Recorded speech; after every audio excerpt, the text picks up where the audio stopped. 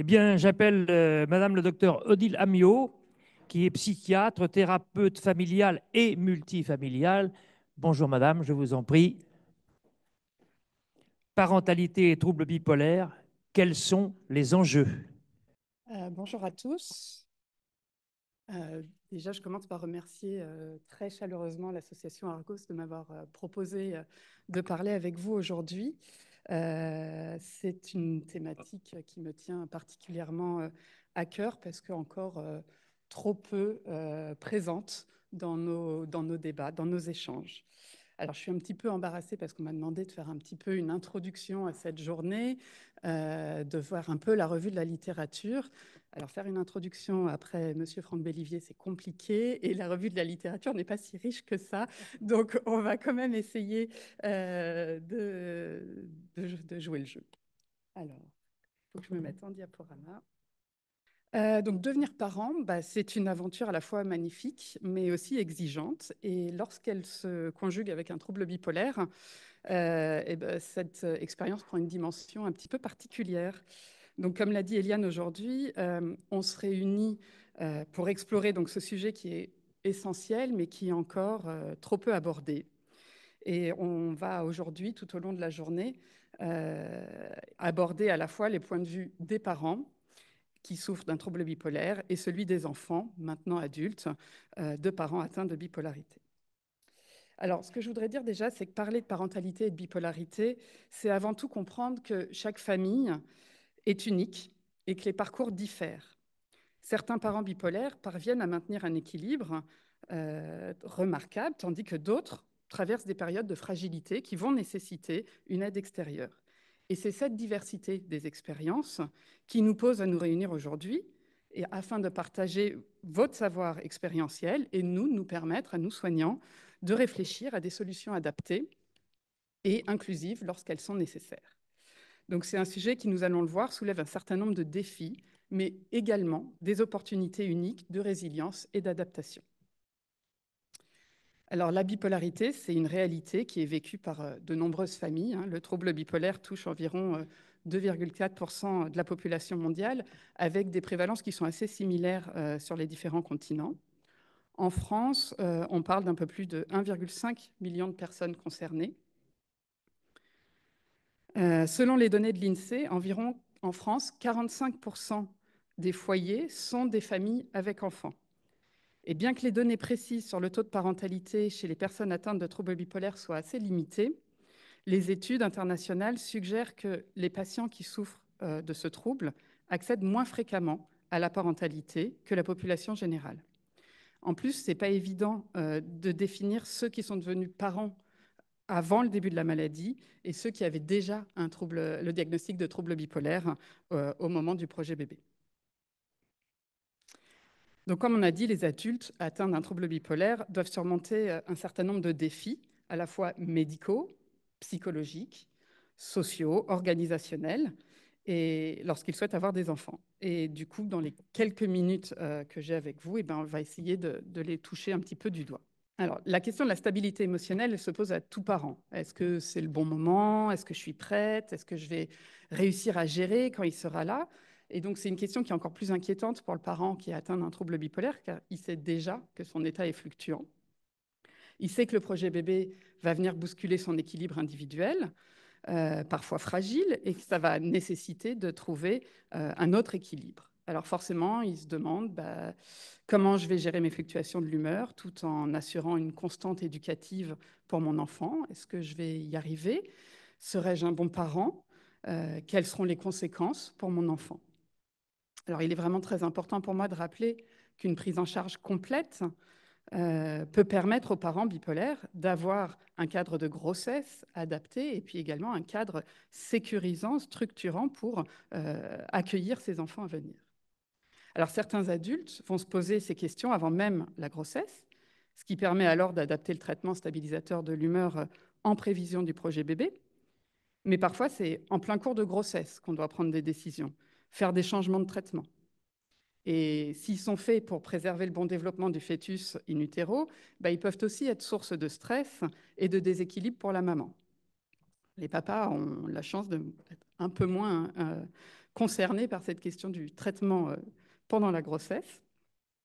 Donc évidemment, les recommandations mettent en avant la nécessité d'un accompagnement psychiatrique et obstétrique rapproché, avec des équipes qui s'y connaissent, pour anticiper les problématiques de la grossesse et les éventuelles rechutes du postpartum. Évidemment, vous savez que les études ont montré que le postpartum était une période particulièrement vulnérable chez les femmes en général, alors en particulier les femmes bipolaires, du fait des variations hormonales, du manque de sommeil, du stress. Alors j'ai envie de dire que tout ça semble un peu un monde idéal devant les difficultés aujourd'hui d'accès aux soins, à des soins spécialisés, des soins rapprochés. Mais je sais que mes collègues, juste après moi, vont venir nous parler spécifiquement de cet enjeu tout à l'heure. Alors pour moi, les enjeux médicaux sont probablement pas les plus difficiles à appréhender. Les enjeux psychologiques, eux, vont se poursuivre tout au long de la vie et ils vont être source de beaucoup d'interrogations quant à l'impact de ce trouble bipolaire sur l'enfant et sur l'organisation familiale. Les questions les plus courantes, c'est est-ce que mes fluctuations de l'humeur peuvent perturber l'environnement de mon enfant, son éducation, son développement? Comment parler de la maladie avec un enfant? Comment lui expliquer ce que je traverse? Est-ce qu'un enfant peut comprendre? Est-ce que c'est bien pour lui d'en parler? Est-ce que ça va le stresser? Et bien sûr, quid de la transmission intergénérationnelle? Est-ce que je peux lui transmettre ma maladie? Il existe peu de données scientifiques dans la littérature, mais quand même de plus en plus d'études, alors souvent qualitatives, donc descriptives, ont été publiées ces dernières années et traitent de la façon dont le trouble bipolaire peut affecter la parentalité. Alors tout d'abord, elles ont pu mettre en avant les difficultés de l'engagement parental dans la relation parent-enfant. Effectivement, parfois, les symptômes anxieux ou dépressifs, les séparations dues aux hospitalisations vont empêcher le parent d'investir la relation et ainsi être responsable d'un manque de soutien émotionnel pour l'enfant. Parfois, au contraire, les états hypomaniaques permettent un regain d'énergie et les parents témoignent alors avoir pu faire plein de choses avec leur enfant et se montrer très présents. Alors après, bien sûr, viennent les questions sur comment gérer les difficultés de régulation émotionnelle et comment elles peuvent affecter profondément le comportement des parents. Ces derniers décrivent des vraies difficultés à gérer leur irritabilité, leur impulsivité, ou encore parfois des vraies exacerbations anxieuses lorsque se rajoutent des symptômes psychotiques. Bien sûr, le traitement thymorégulateur est un des facteurs clés de la stabilité parentale. Mais on sait aussi que parfois, il n'est pas hyper bien toléré et qui peut être jugé comme responsable de la fatigue du parent. Alors, comment répondre à l'injonction de cohérence parentale? Si le comportement du parent, il varie selon les fluctuations de l'humeur, ça peut créer un environnement qui est insécure pour l'enfant. Comment assurer son rôle parental quand on est soumis à cette imprévisibilité?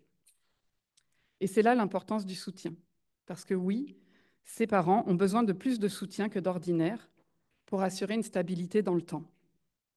Le conjoint ou le coparent, il est en première loge des défis organisationnels, assurer une routine aux enfants, faire face aux besoins éducatifs de base, pallier lors des hospitalisations du parent malade. Et il est important que ces parents puissent également s'appuyer sur la famille élargie, les amis et toutes les ressources communautaires pour répartir la charge et limiter le fardeau des aidants. Alors je pense que les témoignages que nous aurons en fin de matinée permettra d'illustrer vraiment certaines de ces difficultés que l'on retrouve dans la littérature.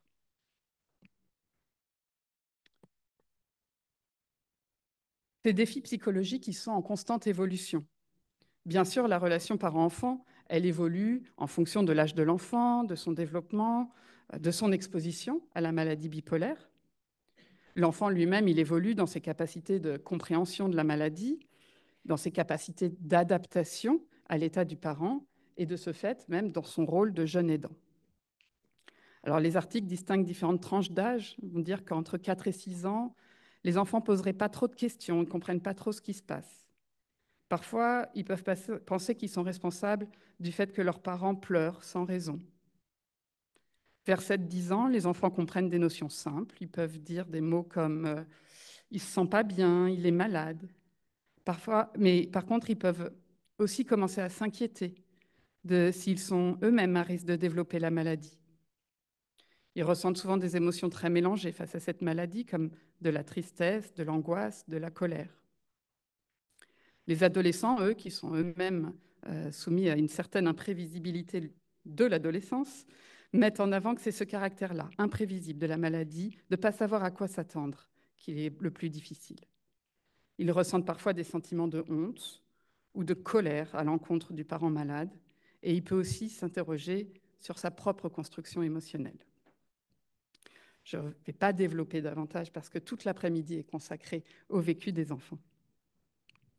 Les parents, eux, ils ont le plus souvent conscience de la complexité, voire du poids que cela représente pour leurs parents, ce qui engendre le plus souvent un sentiment de culpabilité et qui va augmenter de fait le stress et le risque d'instabilité émotionnelle. Alors, à la lecture de tous ces défis, il y a une question qui se pose. La parentalité est-elle une force ou une contrainte pour ces adultes atteints d'un trouble bipolaire? Et si nous avons bien identifié les défis à relever, je ne voudrais pas qu'on oublie de parler de toute la force que la parentalité peut apporter à un parent. Être un bon parent pour son enfant, c'est une merveilleuse motivation pour les soins. Les enfants sont des vraies sources de joie, de vie, d'espoir et d'un avenir plus serein. Voir son enfant se développer comme il faut est une vraie source de fierté pour ses parents. Et je pense que la conscience de la part héréditaire de cette maladie fait de ses parents des parents particulièrement attentifs à leurs enfants, à tout éventuel signe précoce de la maladie. Quelques mots sur l'impact du trouble bipolaire sur les enfants. On sait que les études ont montré que le risque pour l'enfant de développer un trouble bipolaire est d'environ 20% si un des parents est atteint et qu'il augmente si les deux parents sont concernés. On note aussi que les enfants de parents atteints de bipolarité ont un risque accru de développer des troubles du comportement, des troubles du neurodéveloppement ou des troubles anxieux ou dépressifs. Toutefois, ce risque n'est pas une fatalité. Des mesures de prévention peuvent être mises en place pour limiter l'apparition des troubles ou en atténuer la sévérité. Et toutes s'accordent sur l'importance de la communication, de la délivrance d'une information juste et adaptée à l'âge de l'enfant. Alors parlons-en de la communication, c'est quand même un sujet qui n'est pas si simple, c'est un vrai défi en soi, de communiquer sur son trouble bipolaire.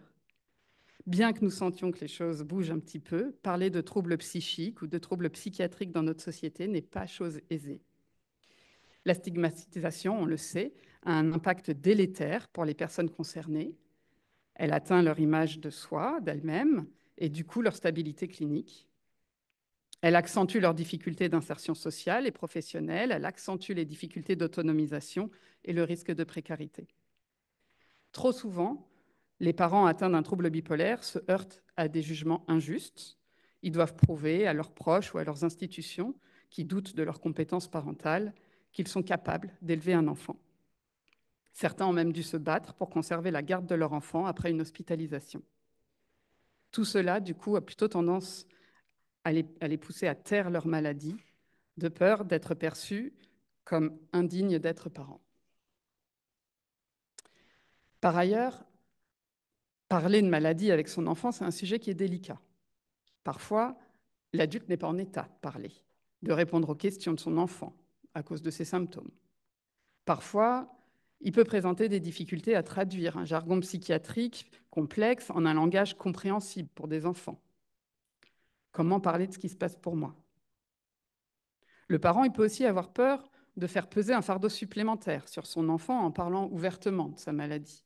Il peut s'autocensurer, pensant que ça va éviter à son enfant d'être victime de moqueries.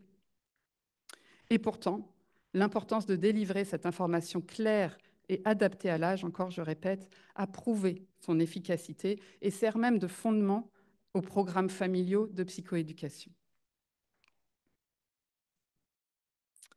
Alors, depuis quelques années, moi, j'ai la chance d'être le témoin du développement de certains programmes de psychoéducation, de groupes de parole, de soutien sur notre territoire.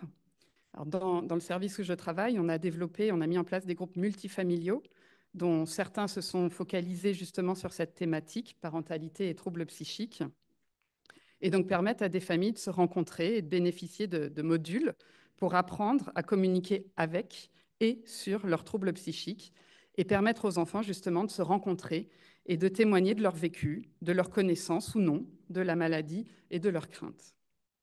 Alors ces groupes, ils existent depuis plusieurs années déjà en Europe, surtout en Allemagne, en Angleterre. Ils sont parfois connus sous le nom de Kids Time et ils ont largement prouvé leur efficacité dans la prévention des troubles à venir chez les enfants de parents atteints d'un trouble psychique.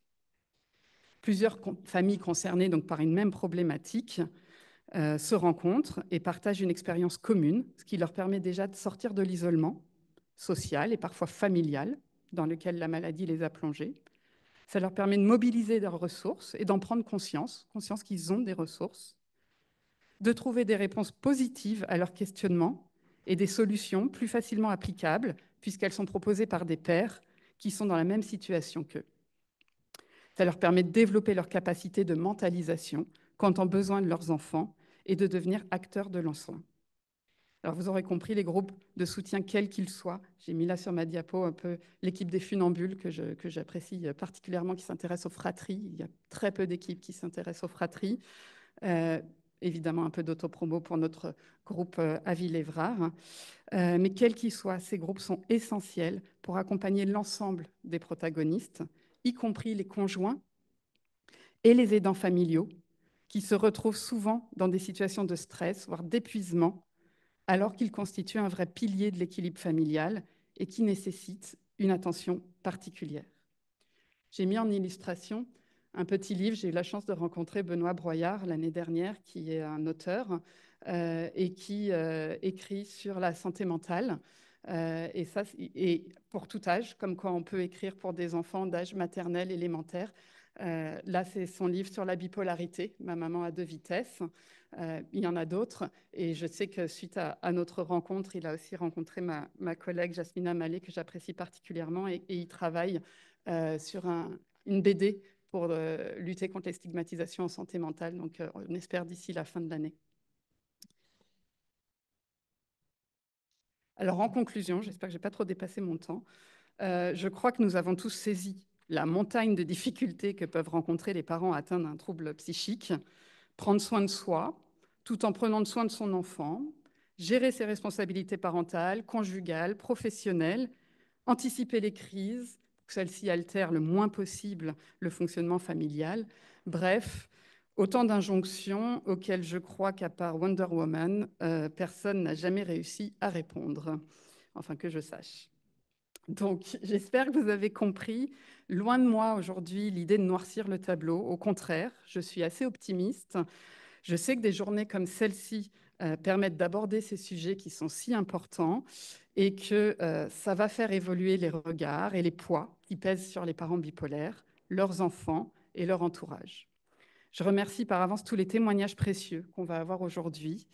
Cette journée, c'est vraiment une occasion précieuse de parler, d'échanger et de déconstruire les préjugés qui pèsent encore sur vous. Et ça nous aidera à bâtir ensemble un avenir, j'espère, plus bienveillant et plus inclusif pour toutes les familles concernées. Alors moi, je pourrais rester des heures, mais je suis aussi ravie de laisser la parole à Blandine, qui va nous présenter les résultats de l'enquête que vous avez menée au sein de l'association Argos. Je vous remercie tous d'avoir joué le jeu. C'est difficile d'avoir des données scientifiques, des données chiffrées. Là, je sais qu'en tout cas sur la partie adulte, il y a eu quasiment 200 réponses obtenues. Donc c'est énorme pour nous aider à faire avancer la recherche. Donc merci Blandine.